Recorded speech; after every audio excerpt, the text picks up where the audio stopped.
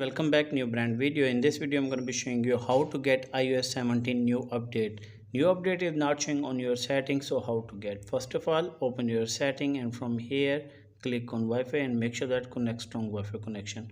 Turn off Wi-Fi toggle at least the 30 second you have turned it on, and after that go back.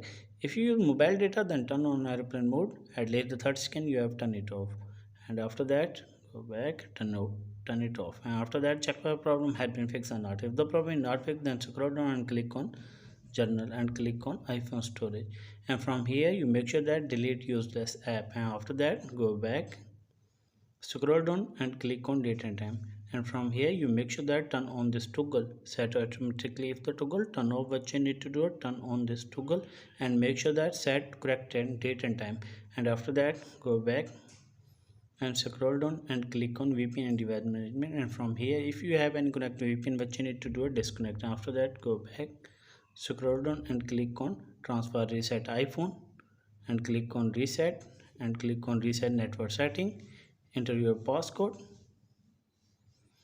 and click on reset network setting. After reset network setting, check if the problem had been fixed or not. If the problem is not fixed, then go back your home screen and open your Safari app, and from here search for this beta profile, and from here what you need to do it, click on WWDC.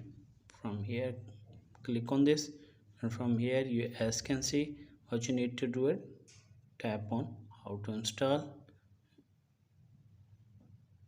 and follow this process, and after that you can easily get iOS 17. If the video is helpful, then like and subscribe my channel. If you have any problem, share with me in the comments box. I will help you more. Thanks for watching.